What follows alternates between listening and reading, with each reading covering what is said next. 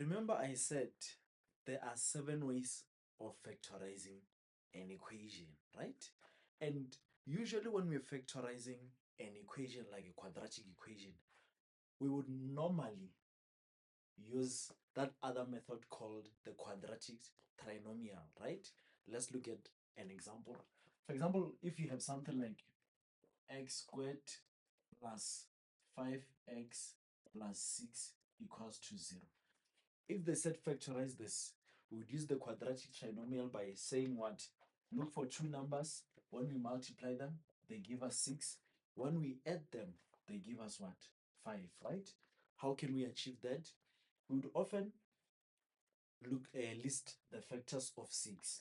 For example, the factors of 6, we have 1, we have 2, we have 3, we have also 6, right? And then we pair them into 2s, like this one and this one.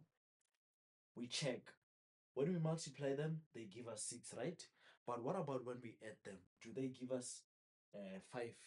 No, they don't. Instead, they give us 7, right? So that means 1 and 6 will not work. Let's try 2 and 3. 2 and 3, when we multiply them, they do give us 6, yes, right?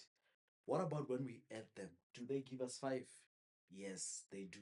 That means 2 and 3 can work in this situation. Therefore, what do? We take that 2 and 3. We say we split the x, and then we say that positive 2 and also that positive 3. Therefore, this would now become x equals to negative 2 or x equals to negative 3.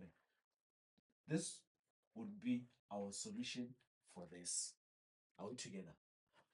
If you can look at this equation, the reason why we're able to use the quadratic trinomial is simply because looking at the quadratic trinomial, let me write the standard form of the quadratic equation is ax squared plus bx plus c equals to 0.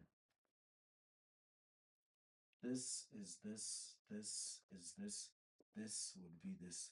Remember I said when a variable doesn't have a coefficient, its coefficient is what? It's 1, right? In this case, we were able to use the quadratic trinomial because the coefficient here it's 1, right? So it's easier to just do it like that. But what about when we have an equation, a quadratic equation, where our coefficient is not 1, it's something else, right? Let's look at an example. I'm seeing an example here like 2x squared and then plus 5x plus 3 equals to 0, right? You could try to use the quadratic trinomial. Just pause the video and try it by yourself. Check if it will work. But I promise you it won't, right? Also, I understand some of you, when you see questions like this, you might maybe just use your quadratic formula, right? You just get the answer, go directly to the answer. Just use the quadratic trinomial, not the quadratic formula, and then just go straight to your answer. Yes, that's also possible. I've also seen others trying to do something like this, and then they say this 2 and 1 and 2, something like this, something like that. I've seen some others trying to do this. Yes, uh, if it gives you the right answer, use it, right? But there's this method. I want to teach you. With this method, what you do, right? You take this 2, right? And then you multiply it with this 3 here, right? In other words, you're removing it and multiplying it with the 3. You're going to have what? You're going to have x squared plus 5x. And then we said 2 times 3. We're going to have what? Positive what? Positive 6. Are we together? And then equals to 0. Now, let's try to find it's as if like now is the what? We're going back to the quadratic trinomial. Two numbers, when you multiply them, they give you 6. When you add them, they give you 5. Right? What are those two numbers? You are getting what?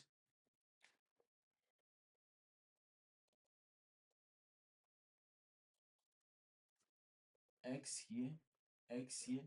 Two numbers, when you multiply them, they give you 6. That time we got what? We got 2 and also 3. Right? Now, after you get something like this, remember, remember, remember, you multiplied by that 2. You said 2 to multiply the 3 here. You take that 2 again. We're going to divide here. 2 divide by 2 here. Right? On this one is going to give you 1. Right? And then you say x plus 1 and then open bracket. When it comes to this one, right? This other part, you take this denominator and move it to become the coefficient of x. In other words, you're going to have 2x plus 3 equals to 0. Now, to verify that indeed this is correct, let's try to distribute to check if it will bring us back here. If we can distribute and then it bring us back to this original equation, it means this is correct. Let's try to distribute. When we distribute, this will multiply this and multiply this again. This will multiply this and multiply this again, right? X times 2x is going to give us what? 2x squared. X times 3 is going to give us 3x. And then 1 times 2x is going to give us what? Plus 2x. And then 1 times 3 plus 3 equals to 0. Right? Let's try to simplify. Common like terms, 3x plus 2x. So we're going to have 2x squared plus 5x plus 3 equals to 0. Can you see that now? Indeed, this is this. That means this method, this solution is correct. That means we can at this point you say x plus 1 equals to 0 or 2x plus 3 equals to 0. Right? Then we can say x equals to -1 or x equals to is going to be -3 over 2. Then these are our two solutions for this equation. Did you see the method? Okay, for us to understand that method more, right? Let's try it with this equation here, right? Remember I said we can't use the quadratic trinomial simply because the what? Our a is not 1, right? So we have to look into other methods, and I said let's try this method that I tried to teach you on the previous equation that we were doing. On this one, what do? You take this value, your a here, you multiply it with your c. In this case, it's going to be 3 times 8, right? But when you multiply it, you'll now remove the 3 there. So now, what you'll have x squared minus 10x, and then what is 3 times 8? You're going to get positive 24, and then equals to 0, right? Now, in this form, you can now see that your coefficient of x squared is what? Is 1. Now, since it is 1, you can now use your what? Your quadratic trinomial, right? Your method of quadratic trinomial, whereby you'll do what? You look for two numbers. When you multiply them, they give you 24. When you add them, in this case, they're supposed to give you what? -10. Are we together? How can we do that? Let's list the factors of 24. We got the factors of 24. We got 1, we got 2, we got 3. 3 goes. Yeah, 3 goes. And then 4, we have 6, we have 8, we have 12, and then we have 24, right? Let's try to pair them from the first one to the last one. This to this. Let's check. When we multiply them, yes, they'll give us 24, right? But when we add them, can they possibly give us negative 10? Even if we try to change the signs, it won't work, right? What about, so this one won't work. What about 2 and also 12? When we multiply them, yes, they'll give us 24. And then what can we try to change the signs for them to end up giving us negative 10? We can say negative 2 times 12. The problem is that it will give us negative 24. Even if we can try to say negative 12 times negative 2, they'll give us positive 24, but when we add them, they give us a different number, which is not 10, negative 10, right? So it won't work, this one. Let's try 8 and 3. 8 and 3. The problem with 8 and 3 is that it's a odd number and also an even number. However we try to add them, they won't give us an even number, right? So that one won't work. Now let's try 4 and 6. If they were both positive, yes, we multiply them, they'll give us 24. But when we try to add them, they'll give us instead positive 10 instead of negative 10, right? So how about if maybe both of them, we made them negative? Negative 4 times negative 6, it gives us positive 24. And then when we add them, negative 4 plus negative 6. When we add them, negative 4, negative 6, yes, it's going to give us negative 10, right? So it means negative 4 and negative 6, it can be our solution in this case. So we can use x negative 4 and also x negative 6 equals to 0, right? Now, remember at this point, yes, you might think maybe we can just continue and then we get our values x equals to 4 or x equals to 6. But then that's not how you do it, right? Remember where we come from. Remember that 3 that we multiplied with the 8 to get ours 24.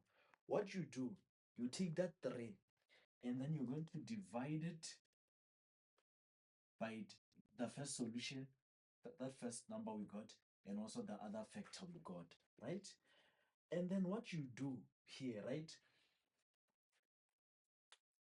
After this, like this one, like here's something you need to be careful of. With this one, 4 over 3, it cannot be simplified further, right? So also this one, negative 6 over 2,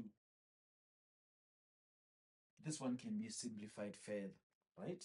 Let's try to write it in this case into x minus 4 over 3, open bracket, and then this one would give us x minus what? Minus 2 equals to 0, right?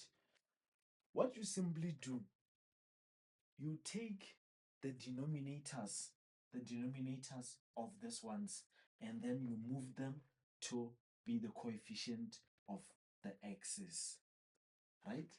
In this case, the denominator is what? Is 3, right? So this would be into 3. Let me just write it in a red color for you to understand. This would be 3x minus 4. And in this case, what is the denominator on this one? The denominator, remember, you were taught that a number multiplied by 1 is still that number. Or also a number divided by 1 is still what? That number also, right? So in this case, the denominator is what? It's 1, right? So in other words, I'm saying we move the 1 here, 1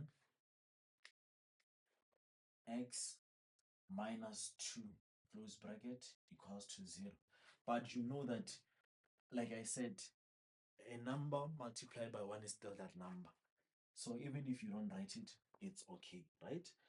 You can also, like in the previous equation, FOIL or distribute this to prove that indeed it is correct by making sure that it still brings you back here, right? If you can do that and then it brings you back here, it means this is correct. If it's correct, then you continue to say, okay, 3x minus 4 equals to 0, or x minus 2 equals to 0, and then you solve, right? You're going to get x equals to 4 over 3, or x equals to 2. Then this would be your two answers or your two solutions for this equation.